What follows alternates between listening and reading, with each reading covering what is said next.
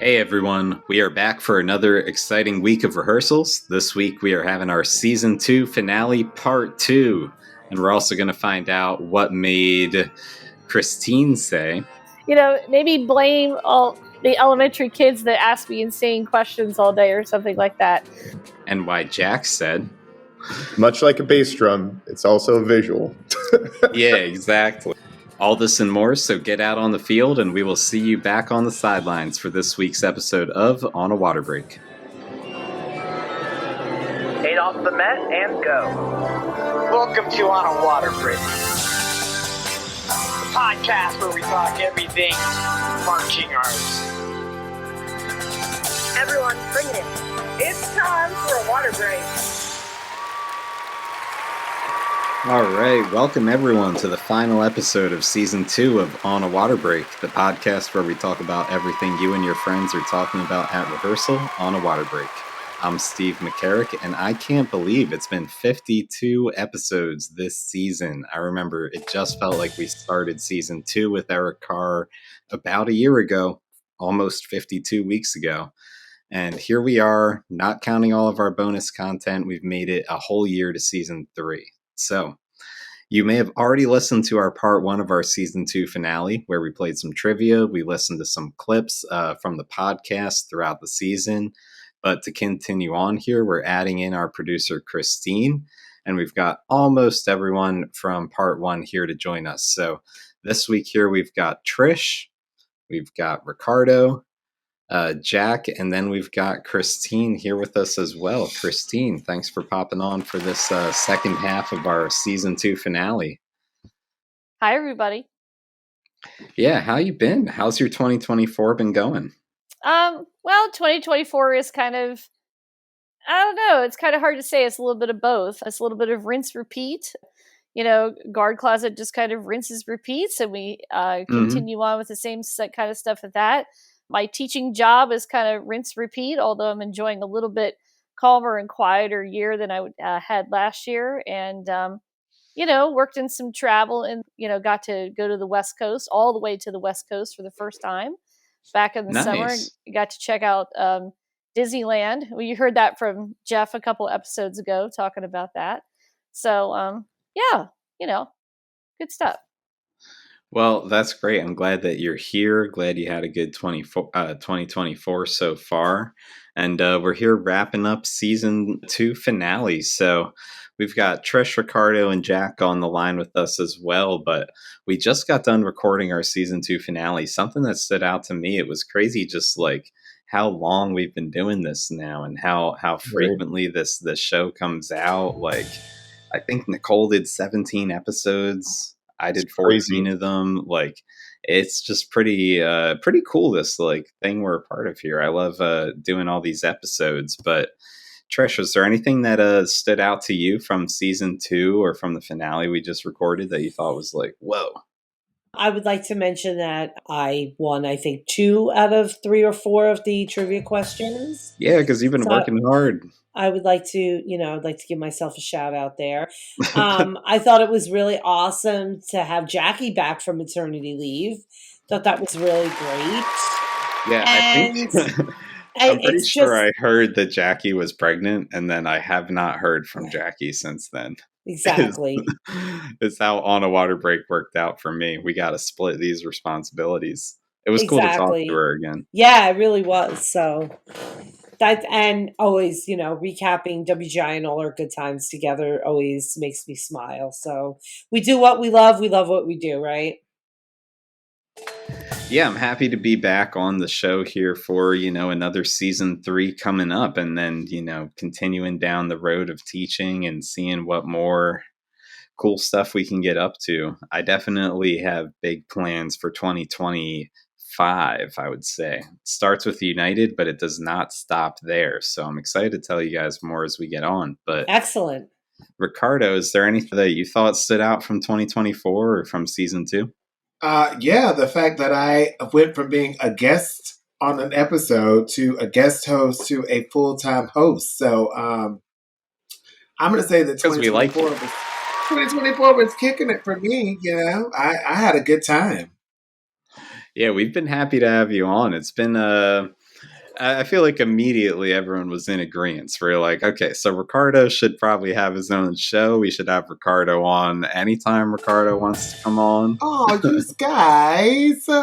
That's so awesome. Yeah, no, we This felt is that fun. for It's sure fun, right like away. going from being a fan of the podcast to actually being on the podcast, and then now having Which is my guest room set up as the On a Water Break studio for Florida. That's really interesting, though. It's really cool, though, like that you came in from this, and at first you were just listening to the show, and then now you get to be a part of it. When I first heard about the show, it was like Jeremy from across a dinner table at a mummers hall.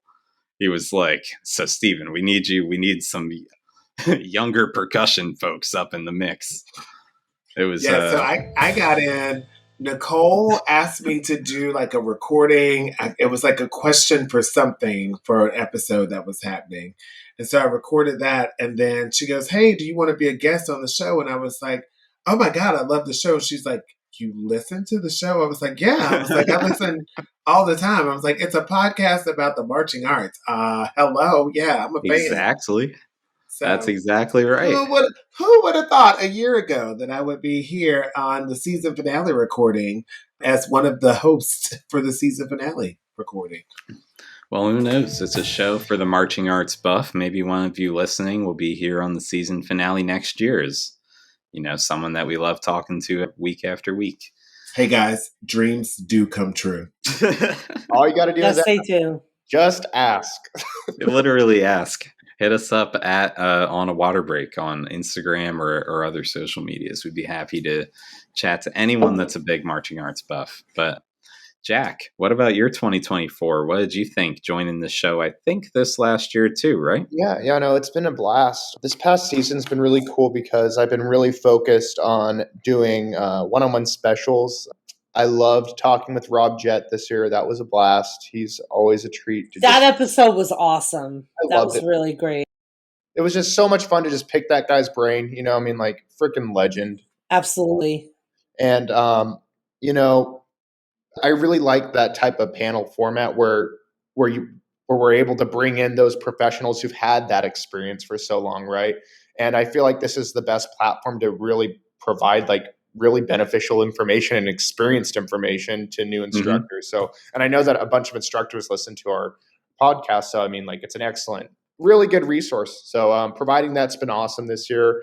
Also had a blast bringing on some of the West Coast drum majors scene, and then the Scottish games scene to the podcast. A little bit more niche, but I think it really helps round out the show. And it's been fun bringing so many people on so that stories are heard and great experiences are shared with everyone. So it's been a blast. I hope you guys have enjoyed at least listening to some of those special episodes.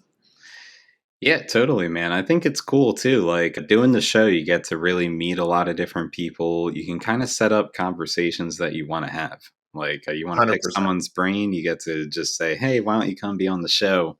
We're going to make a cool episode, and I'm going to get to ask, whoever, whatever drum guy, everything I want to know." I definitely look forward to that with season 3. Want to get even more drum people on the line. But that kind of brings me towards my first clip here that I wanted to share from season 2 that I was super excited about. My clip was from the one about bass drumming. Kind of makes sense for me, obviously. But we had an episode I was able to bring on like the tech from RCC in Broken City, a really close friend of mine who's the tech from George Mason, and then myself teaching United. And we just like did a whole episode about bass drum. And the like impetus of the episode was this cool bass drum clinic that happened out in Southern California. So it was cool. Let's go through this clip real quick and then we can talk a little more about it. And I want to wrap this, send it to a commercial in just a sec, but I was thinking of something a minute ago that I think is so cool. Gaggle of bass drummers that you put together. Largest gathering of bass drummers probably in history. I don't think that there ever would have been a moment where there would be more bass drummers occupying the same space, especially in a higher concentration. So pretty cool. Woody made me think that way when he said that bass drummers are always so like clicky and stuck to each other. It's like, wow, this is a giant gaggle of bass drummers that you put together. with the 65 students, 18 techs. I'm not good at math. I just play bass drum, dude. Yeah, I thought that was so cool. They had 65 students, 18 techs, like they just mentioned. Every single person in the room was a bass drummer, which, like, normally bass drumming might be one of the smallest subsections in the entire drum corps. I think you'd be hard pressed to find a section that has 5 or less people every single year. Might be like maybe tubas, but even tubas I think have more people. So I thought it was like super cool that they were able to put together an event that like was all about bass drumming for bass drummers. Such a niche concept. Like, let's make a whole entire episode about this like niche side of drumming that I love so much. So after doing this show for so long, it was really like kind of special to me to do one that was so close to home. I thought that was awesome. Definitely want to try to do a bass drum camp of my own someday on the East Coast. I think that was a huge thing that I learned from that episode. There's a lot that would go into it, but I learned so much about like the undertaking of putting together a clinic. So we'll see about that. Maybe that's something that I can talk about in 2025 upcoming. But what did you guys think? Well, first of all, fun fact, the only instrument that I've ever marched on the field for a marching band was bass drum. I played bass drum for 3 years before I was drum major, all the while I was the color guard director and teaching the color guard, but I marched bass drum. I jumped into the episode because I was like, okay, let's go back to my percussion roots. And it was really fun to hear people like the experts talk about like this drum that is so often like, I feel like people overlook the bass drums a lot. Mm-hmm. But at the heart of the matter, like the bass drums are like the coolest drummers in the band. We're just chilling in the back. No one's paying attention to us. We're just chilling back there. And they're always a vibe. My friends have always been bass drummers because, you know, it's a vibe. The bass drummers are definitely the best people. I can vouch for that. Wink, wink, nod, nod. There you go. You know, Mr. Bass One that I happen to live with. You know, I think it's cool too. I like what you said, Ricardo, as is often overlooked as a section. I would totally agree with that. And really, if you think about it, one of the hardest working sections of the battery, because they have to rely on each other so much. I've heard so many stories of, you know, so-and-so didn't know his parts and then or so-and-so got hurt. And then we had to relearn all of our parts for the show, you know, right beforehand or something like that. I mean, there's a lot going on there in a good bass section. And, you know, it's definitely an important part of the battery, and an essential part of the battery.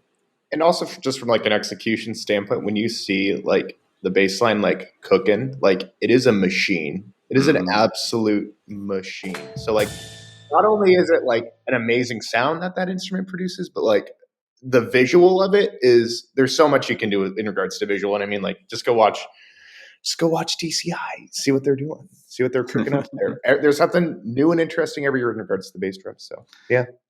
Well, a good bass line is GE, especially in WGI. It's a little harder to get it in DCI, but in WGI, good bass lines are GE all the time.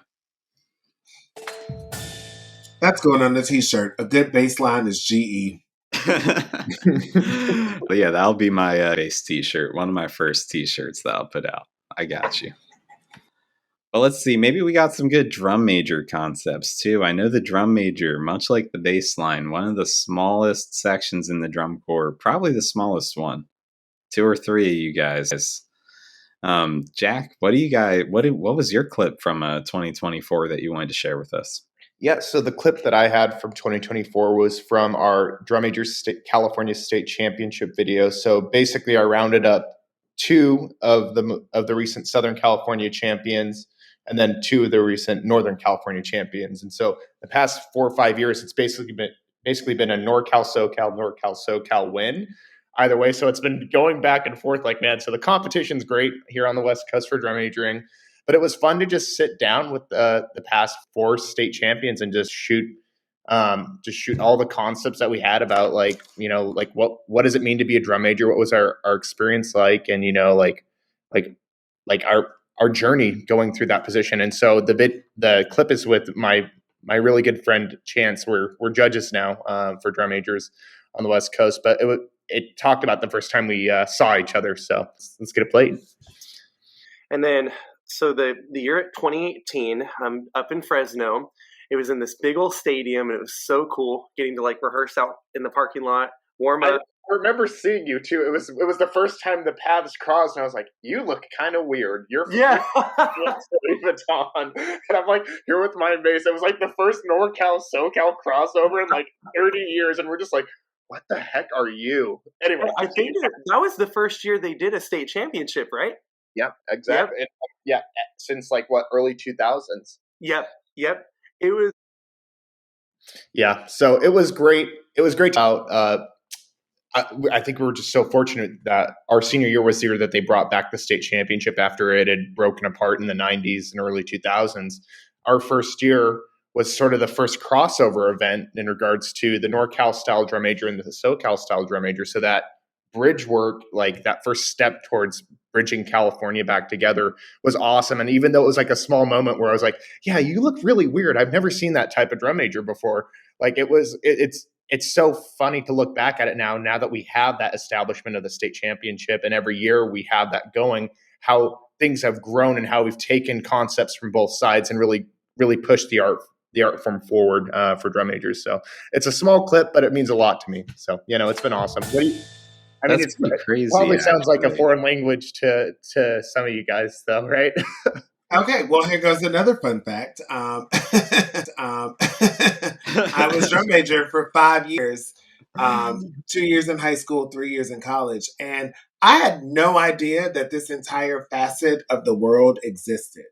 And had I known this back in my drum majoring days, I would have definitely liked to have participated in this activity. You need to come to a competition to check it out, Ricardo. I want to come. Can I bring my mace? You should, and you should do some on the ground coverage. We would love to have you. Oh my God! Producers, both of our producers are here tonight. So, Jeremy and Christine, can we make this an expense for the podcast so that I go and judge with Jack? Get some plane tickets. Yes. Yeah, well, fly you just heard Ricardo the buzzer, to the drum major so, championships. Fly Steven to percussion championships. Okay, and then. I just got beat to the punch there with the buzzer, so I guess you guys know what the answer is.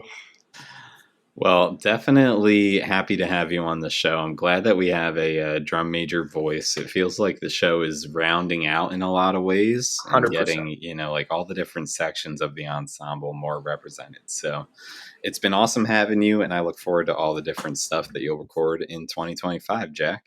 Thank you, Steve. Christine, what about you? What was your 2024 clip?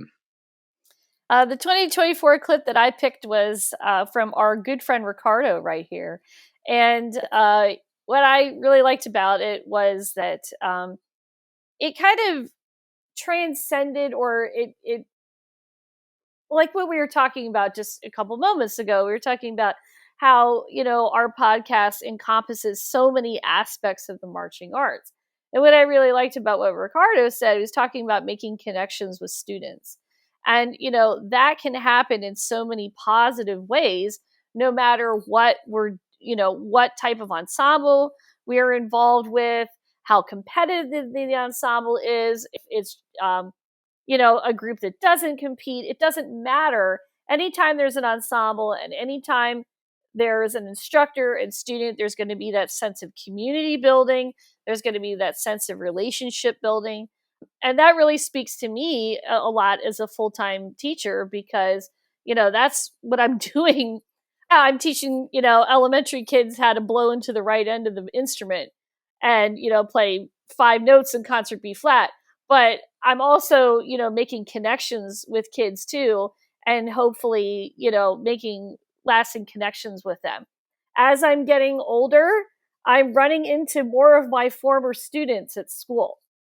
I teach right alongside several of my former students, some who were my middle school students years ago, and some of them were my marching band students years ago. And it's really awesome to see them now, many of them, get into education. maybe they're not necessarily music educators, and that's fine.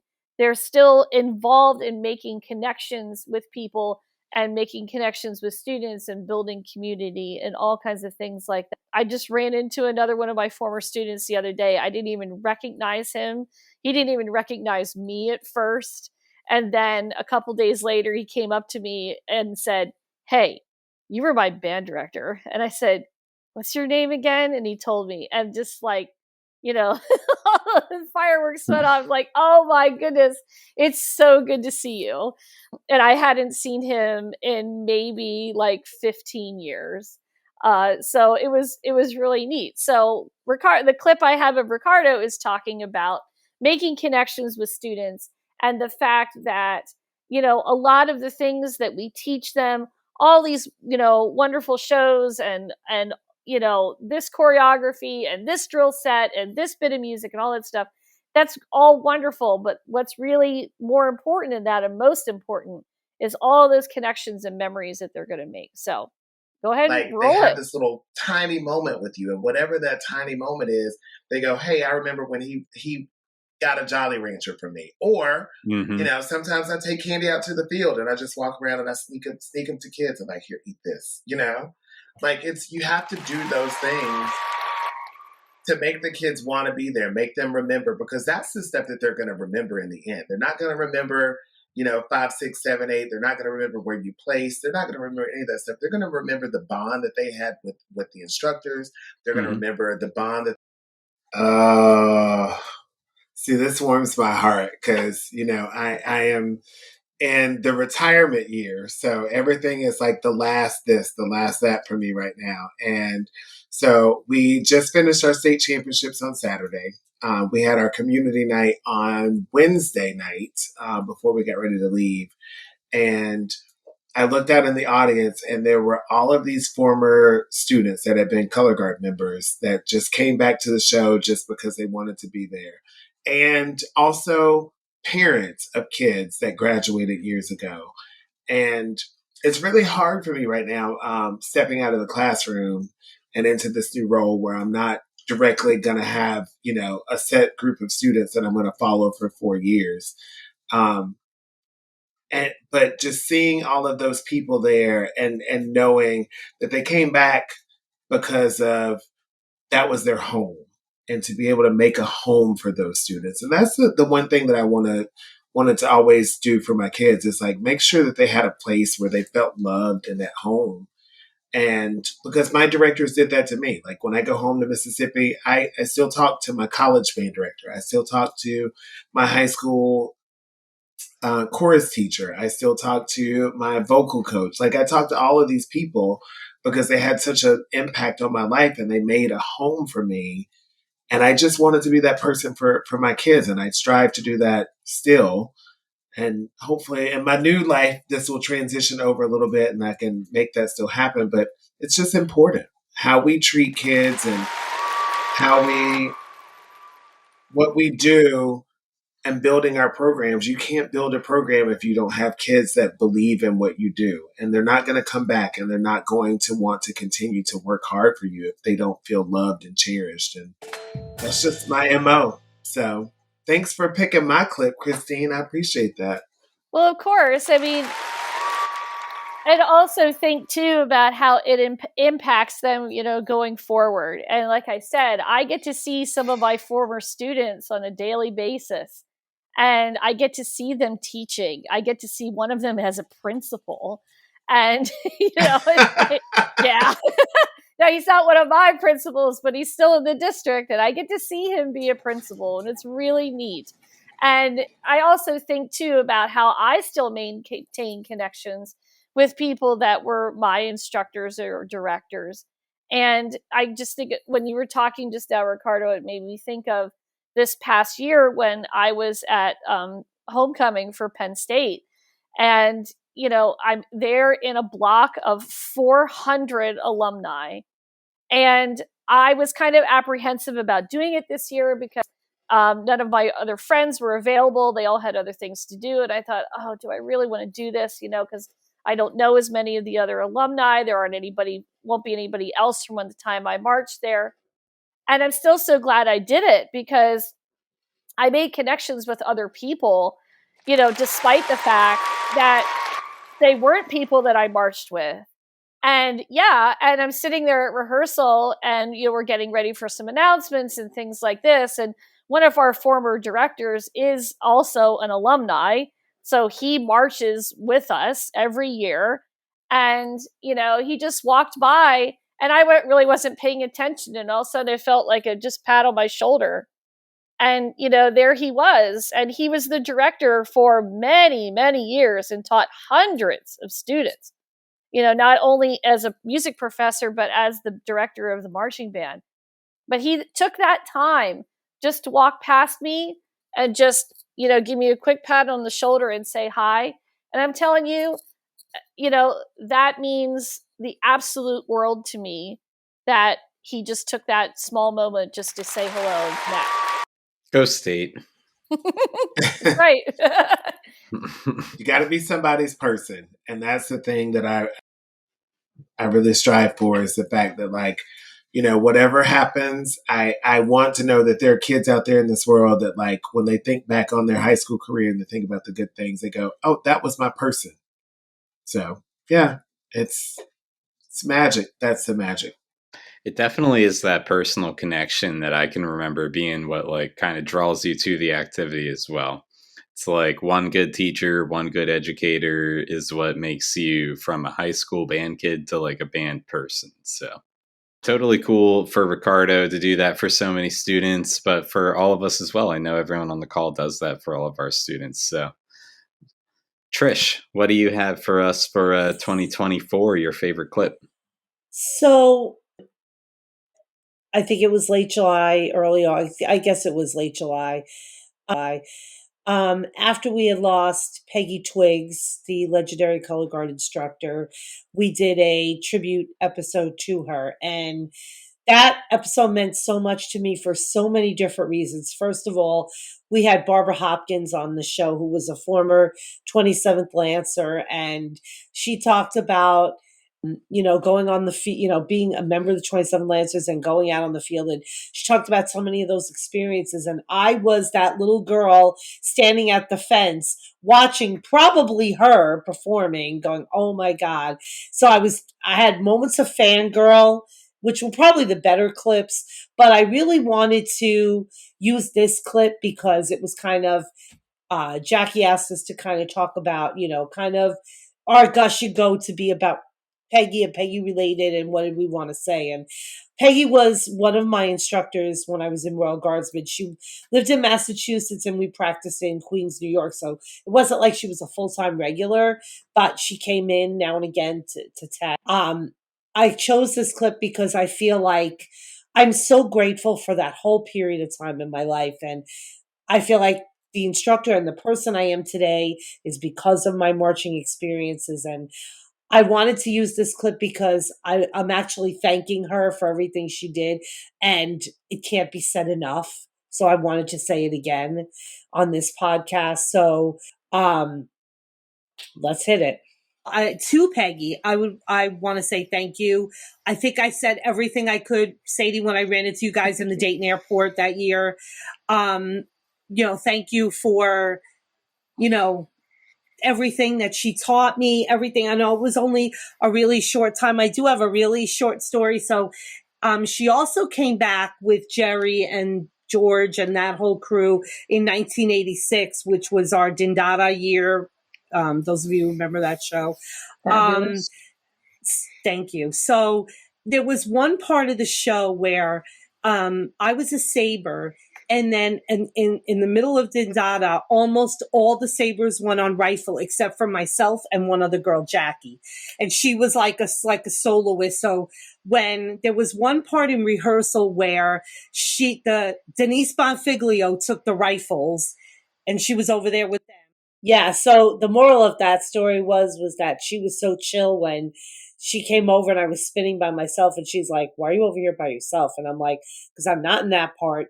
And I'm not a rifle. And she was just like, oh, okay, cool. Like, it wasn't anything like get out there or, whatever. I was just kind of going over my work on my own. And that's how she was. And yeah, so that was why that whole episode, I actually got choked. I'm getting choked up again, but I actually got choked up in that episode a lot of times, and it's really cool. Thanks, Peggy. That is really cool. It's something that I hope we get to do more of with On a Water Break. I think we do a good job every now and then of like making some really cool historic content where it's just like taking the time to do an episode that really covers something that like you don't think about every day. Something that's like more about the basis of drum corps and like what made the activity that we do today. And the key players who basically added so much to our right? Like I feel like that's a gem of this podcast, is being able to document those things, right? Mm-hmm. Yeah, that Piggy Twigs episode was such a really cool episode for exactly that, like just documenting such an important like integral part of what made Color Guard what it is today. I hope we get to do a little bit more of that for the entire rest of a drum corps as we go throughout, doing more episodes in 2025 and beyond. So we're going to be back here with more What Are We Doings, Gush and Goes, and more content to wrap up season 2 right after this. But let's pop to a quick commercial break.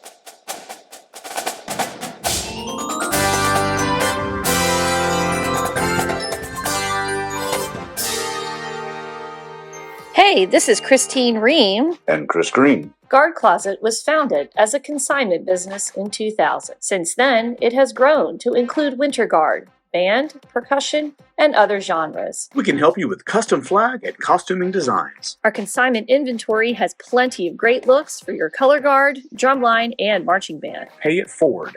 When you purchase consignment, you help other programs. Last year, we sold over 400 sets of consignments and returned over $125,000 in payments to our consigners for their sales. Additionally, Guard Closet offers custom and pre-designed costumes, flags, floors, and formal wear, full or partial show writing, educational programming, and other services. Max out your rehearsal time and set up a microsite for easy student ordering for shoes, gloves, and other equipment. The Guard Closet team is here to help you get everything you want and need for your season. Check us out at guardcloset.com and follow us on social media.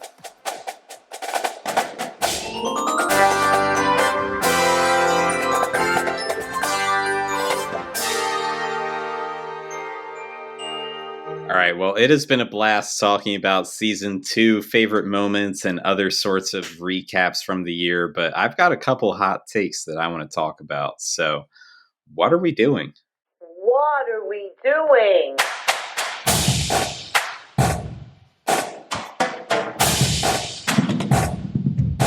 What are we doing? Trish, I think that one of my favorite things that we added this year has got to be the What Are We Doing bit, and I love it for your intro especially. I got a text from Jeremy when he wanted that, and he was like, I need you to record yourself saying what are we doing like 5 times. So I went in my bathroom, I closed my door, and I said it like 5 times. I was like, what are we doing? What are we doing? What are we doing? And that's the one they picked. It's perfect. And we landed on like one of the most New York possible like renditions of What Are We Doing you could have given us. I love Bronx it. born and raised here, honey. Steven, you just said it. I was going to say the same thing. And I love that about, Trish every time. I mean, and that's cool too, because both What Are We Doing voices are on right now. It's almost kind of reminds me of, how sometimes they like on SNL or something, they have the person that the SNL cast member is imitating. So see, you guys are with yourselves right now. Right. Breaking the fourth wall. Perfect. Right. So, I mean, and Josh, we should get Josh on here so that he can talk about his music too. That'd be more fun. I would just want Josh to be improvising with his keyboard and just giving us nothing but sound effects if Josh was here. Well, that's the guy on Let's Make a Deal. The guy that stands over there with the keyboard the whole time. And I forget what his name is, but, we can have that whole thing going on. This is a season 3 goal. We're going to get like 20 new soundboard things. Oh, gosh. It's like Paul Schaefer on Zencaster Letterman can't even back handle in the day, it all. All right. Well, Trish, why don't you get us started? What are we doing this week? So what am I doing with this setup that I have here at my kitchen table with this terrible lighting, with this light like right over my head? Well, what am I doing? Season 3, I'm going to have a new little setup. So we're redoing our bedroom. So there's a piece of furniture in my living room right now that's going to go in the bedroom. And we're painting and doing all that kind of stuff. And my boyfriend, who's a big fan of the podcast, he's the guy with the kite. Hey-o. Remember the kite story? He bought me a new desk and a new chair. So once we get the dresser out of here, I'll have a whole new little setup. That'll be like permanent. I won't be moving around with my kitchen in the background. So that's my goal for season 3. What am I doing right now sitting at my kitchen table? Well, I won't be much longer. What are you doing? You're being the most prolific host of On a Water Break is what you're doing. Maybe. I don't know. Thank you. Well, that's going to be awesome. I'm excited for you to step it up even further and just keep on growing the show. We've been happy to have you on here. Thank you. So that's going to be cool. Let's see. I'm excited to see what you can cook up back there for season 3. But Ricardo, what are we doing this week? What are we doing about not having our friends listen to the podcast?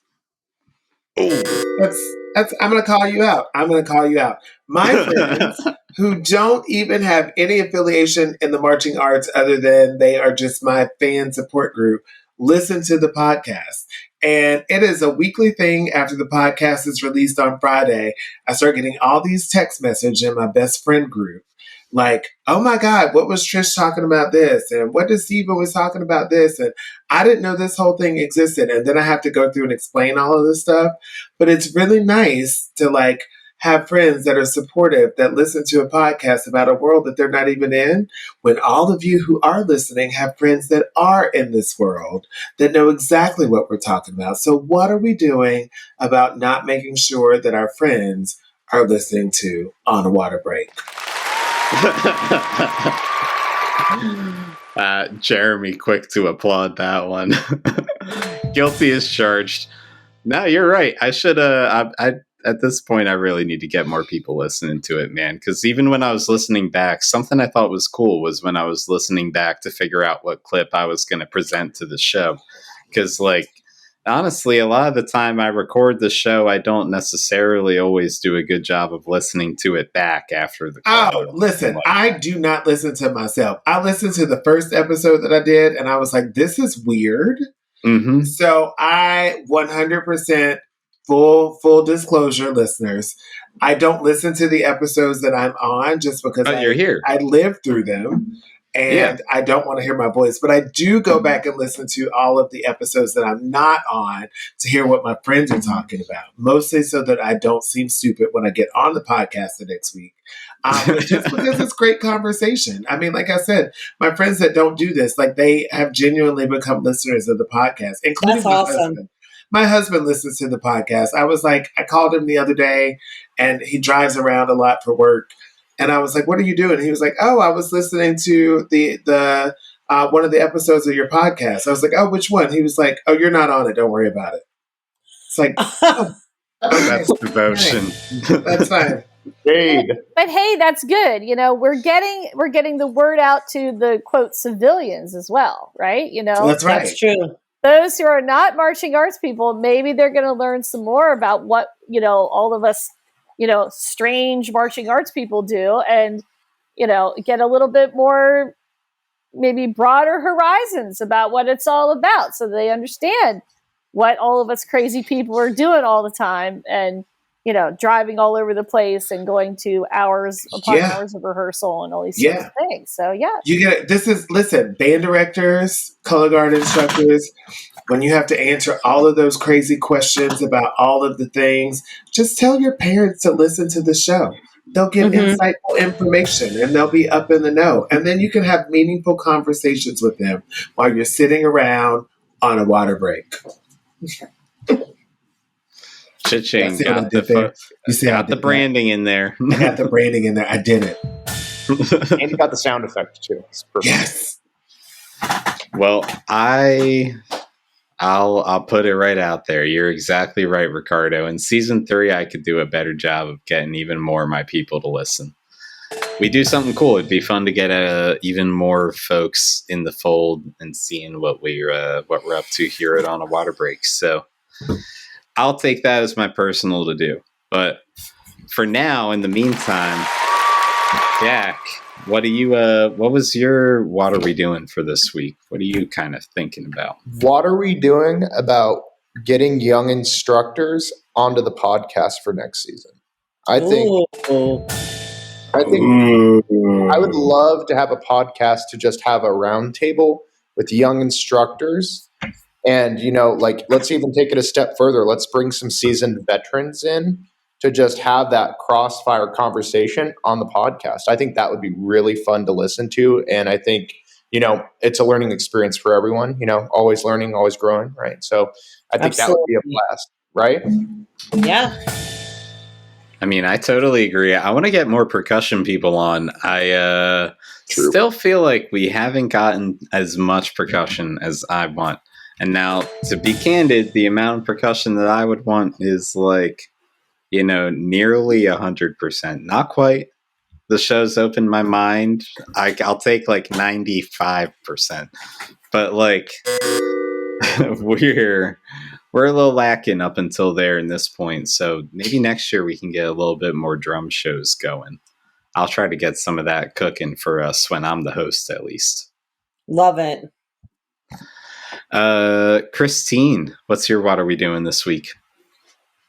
Oh my gosh, I don't even know. I mean, I was listening. Gosh, I was listening to you guys talk and thinking, well, yeah, I can agree with that, and I can agree with that, and I can agree with that. And then I'm just kind of stuck right now. I don't know. Maybe blame all the elementary kids that ask me insane questions all day or something like that. I'm just kind of brainwashed right now. I can't even think of anything. Were we saying something recently in our text chat, something about ridiculous questions that kids ask? No, it was Joey on a recent episode. Okay, he said something about, the kids asking these ridiculous questions. And I text all of you guys, this is every day, all day for me, So I guess maybe it's part of that, what are we doing? And, some of the kids, even the older kids who should know, they still, what's going on? I mean, Whitney texted us a story from BOA. One of her student leaders. Oh my God. One of her student leaders got themselves into quite an interesting situation and injured themselves because they were trying to retrieve an electronic device. So I still can't believe that was real. Yeah. But, it was very validating because it's hey, here's one of the top bands, in the country at a national competition, right? And it's happening everywhere. So, hey, maybe that's my what are we doing? What are we doing? Not, using common sense sometimes and maybe thinking through. Common sense does not exist. Right. Yeah. Thinking through before you ask the question and stuff like that, maybe that's it. Yeah, well, it's pretty crazy. I mean, even just talking about crazy stuff our students will get up into. My students need to stop watching the news. I don't want to hear about the Diddy parties. I don't want to hear about anything like that. Stop.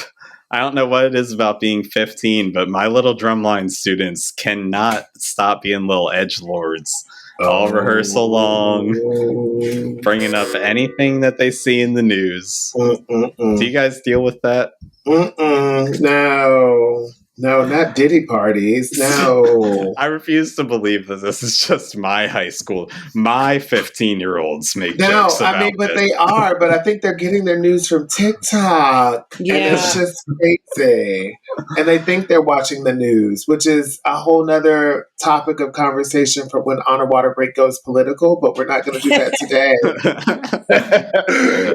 Talk about a crossfire. Great job, everyone. Set your equipment down. Gush and go. All right.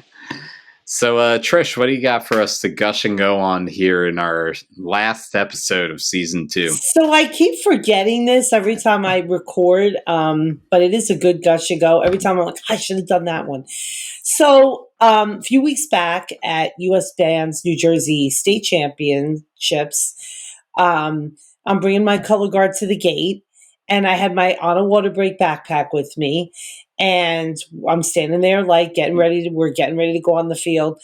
And some guy from US Bands turns around and taps me and he goes, "Hey, how are you? I'm a big fan." And I turned around and I was like, "What?"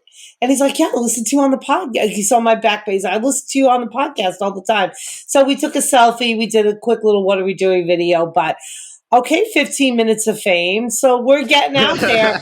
People are listening and people are recognizing us. So That's actually so cool. yeah, I love it. it was cool. Getting noticed from the podcast in real life is like, I've yet to breach that one. That would be a pretty crazy one. It was cool. It was cool. Well, that's awesome. I'm so proud of the show growing in that way, because Right.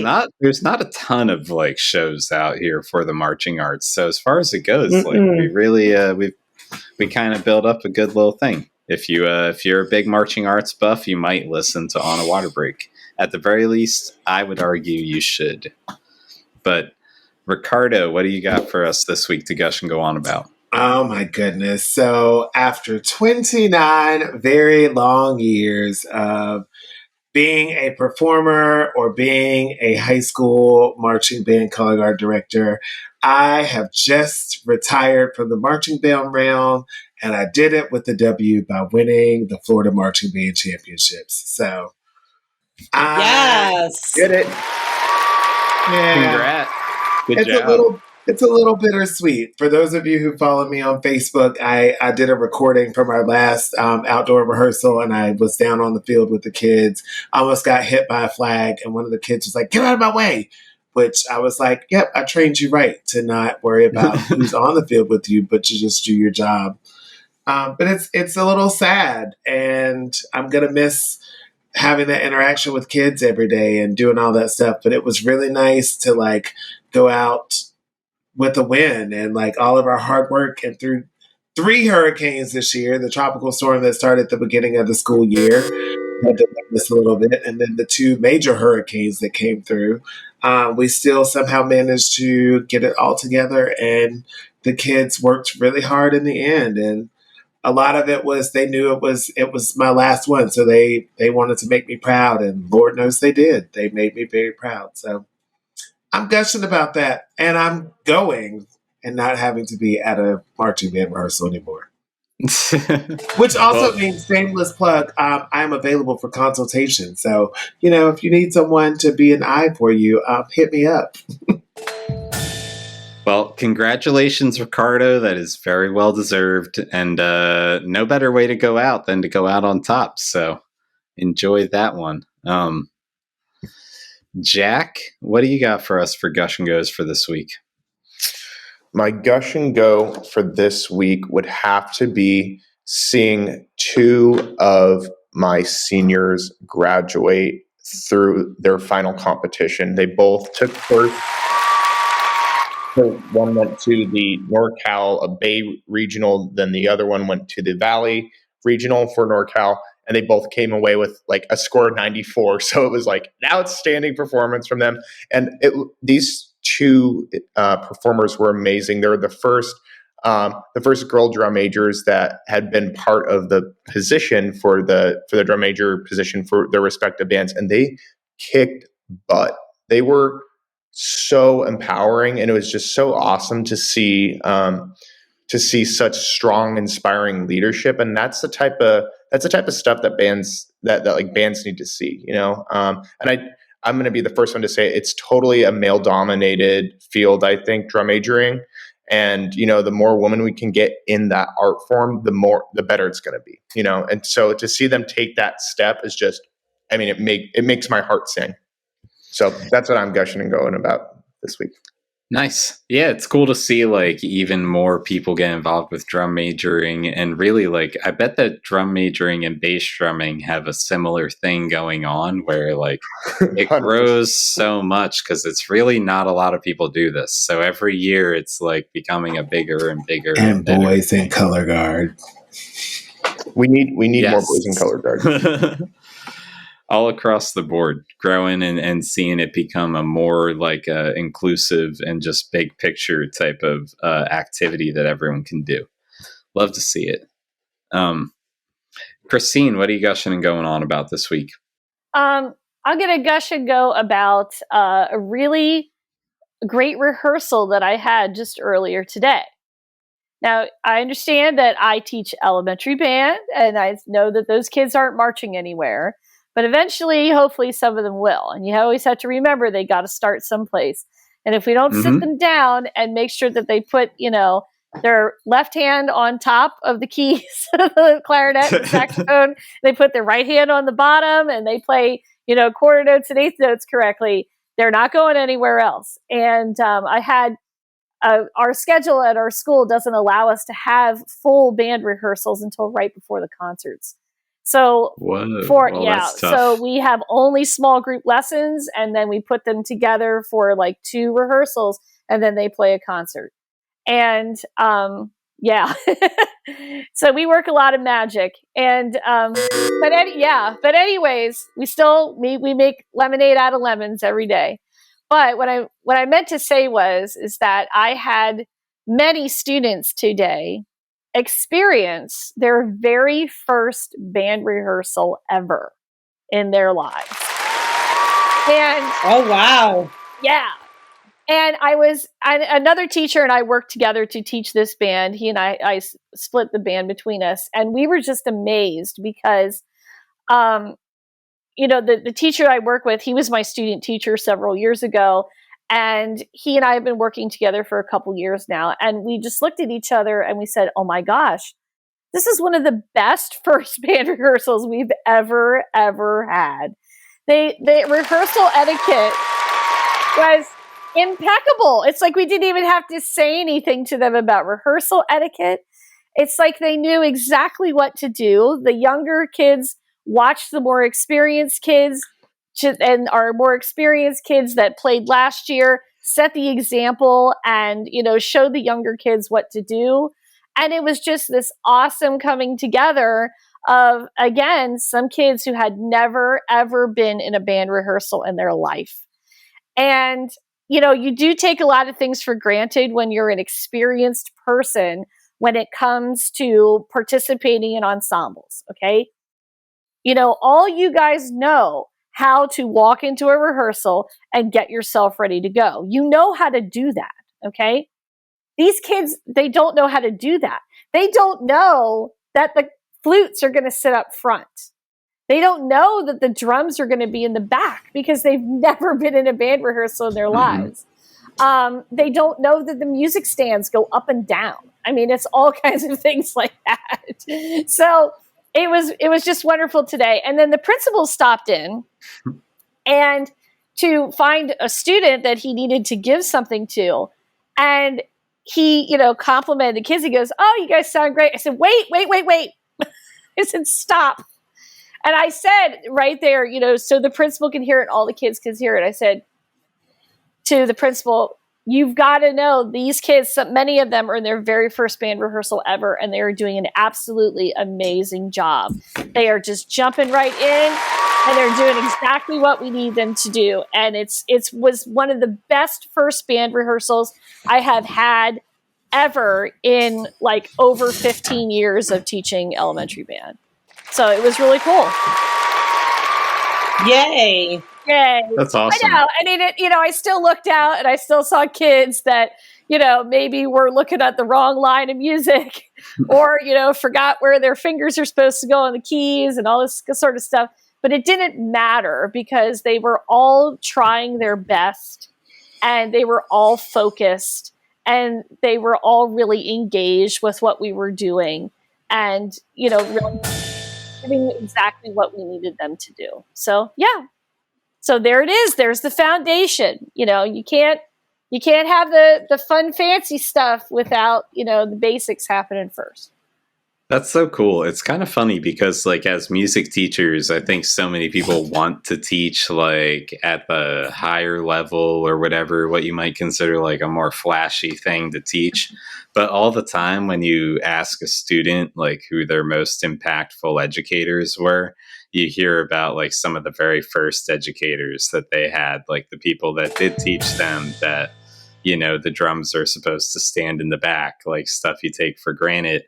Someone had to actually teach it. It's really cool to hear that it's going well for you and that your students they're getting the right experience and they're learning the right stuff. So also, thank you for your service, because I know day in and day out that those kids, they make some very interesting sounds from those instruments. They do. And, I will tell you this to say, you mentioned that, Jack. I have unfortunately had to talk to other adults in my building about not making comments about that. And I've run into that at least maybe 3 times in my career. Oh my gosh. Mm-hmm. Just twice this year alone. And one person in particular I did speak to then, and I said, you need to understand that this is just what we do, and this is how we learn. And please don't make comments about, what the sounds that you hear my students making, because it's not helpful. Yeah, so 100%. Yeah. 100%. I mean, yeah, we make weird sounds, and those weird sounds are going to turn into really beautiful sounds. And I've had people make comments to me such as, I'm really glad I'm not a music teacher because then I don't have to listen to the kids play badly all the time. Oh my God. See, this is where Peyton comes out, and I would say, you know what? I'm glad that I can fix these sounds, but you can't fix your face. Yeah. I would say it. I even correct students if they use the word noise at all. I say, no. This is, my instrument doesn't make that noise. I said, that's right. Your instrument doesn't make that noise. I said, because instruments don't make noise, they make music. And there you go. I kind of sing it right there. But, I know that they have parents at home some of them have parents at home that don't want to listen to their sounds. And, it's hard. So you just got to support them every step of the way. So, Steven, you got to do your gush and go and make the rest of us stop talking. No, I like to just sit and not talk and let you guys keep on rambling, and we'll get there when we get there.